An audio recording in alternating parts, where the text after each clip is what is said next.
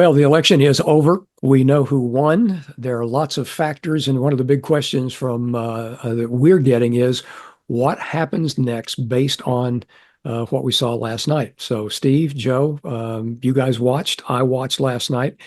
Um, the markets are up. I won't call it substantial. Nasdaq, Dow, all of them are up somewhere in the two plus range. So, Joe, what are your initial thoughts about what we're seeing today? Well, I will say that I'm a little bit surprised by the size of the knee-jerk reaction here. But I think it says too, I guess, we talked yesterday about the Trump trade. Maybe some of these things weren't fully priced in. I guess people weren't fully, having price in everything that they thought this meant. I think that you want to be patient here because we don't know. Uh, Politicians say lots of things on the campaign trail, and then they have to actually govern and do things. And we don't know exactly what's going to happen here. We don't know exactly what's going to happen on the immigration front, what's going to happen on tariff front, taxes, and so forth. We still do have the House, I guess, is outstanding, although it's looking like it's going to go Republican too.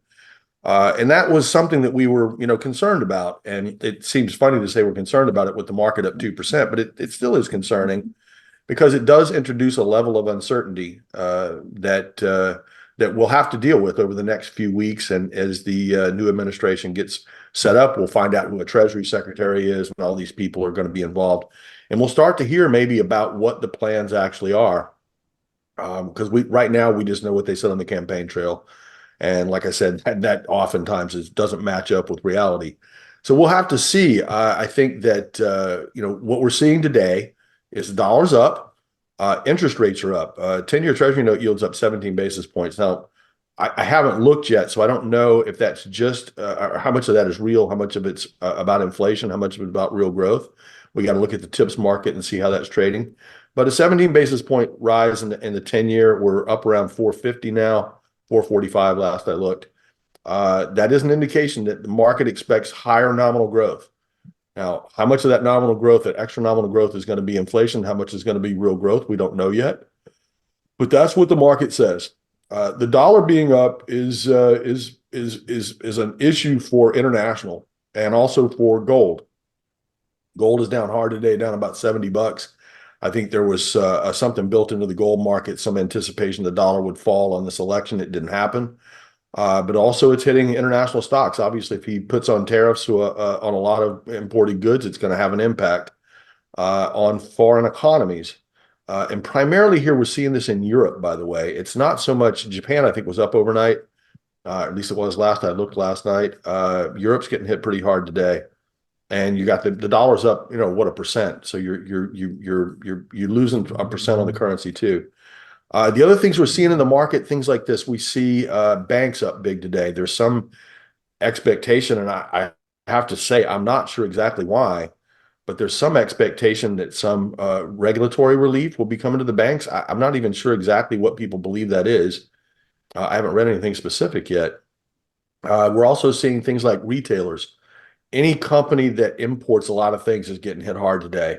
Companies like Gap stores or American Eagle Outfitters, Abercrombie and Fitch, Williams Sonoma on the retail side, all those guys import a lot of goods and they're getting hit pretty hard today. So it's kind of a mixed day, I guess. Obviously, the averages are up. And by the way, the biggest winner by far is the small cap stocks. Small cap and mid caps are up over 3%, 3.5% last I looked. They opened up 4.5%. And that's an expectation, I assume, that if you do raise these tariffs, that the domestically focused companies will do best. Again, I'm not sure if that's exactly what's going to happen, and I'm not sure that's exactly true, to tell you the truth, but we'll see where it goes. Steve, is this what you expected as you pondered Republican win versus Democrat win before the election?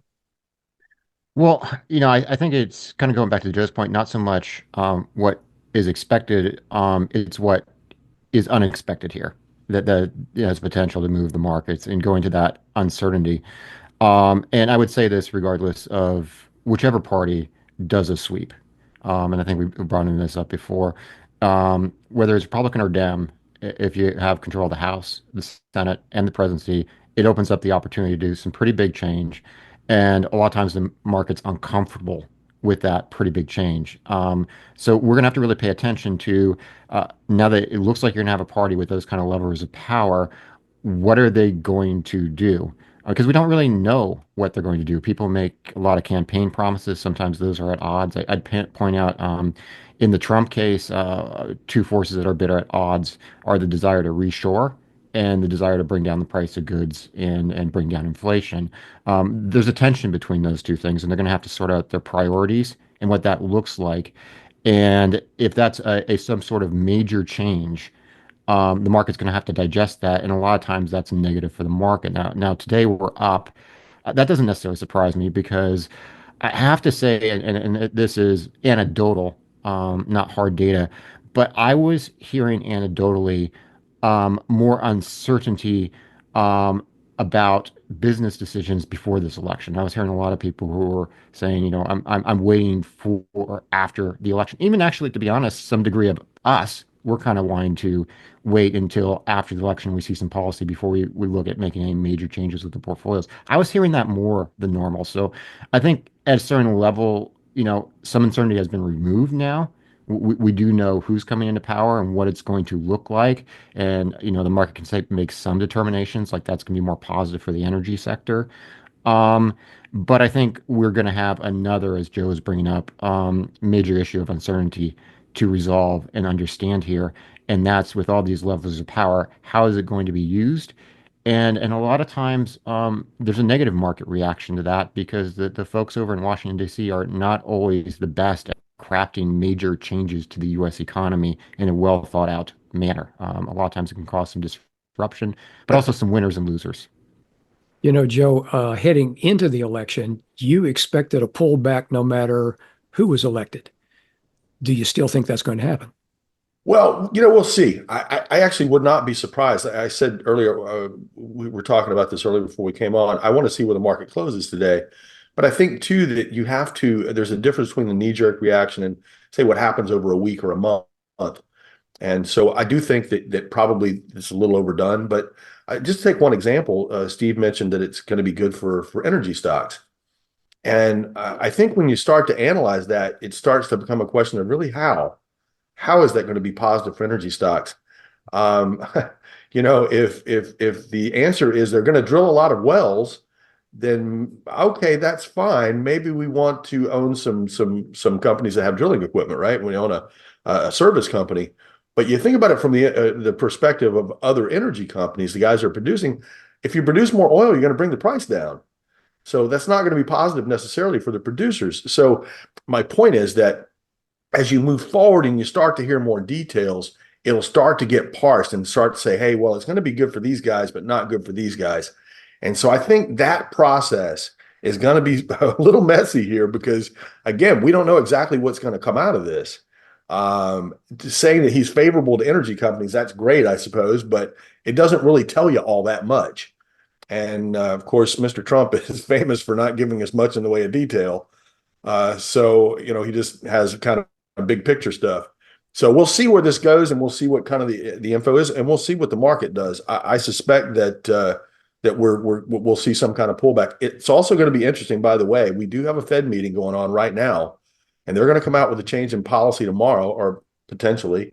Are they going to cut?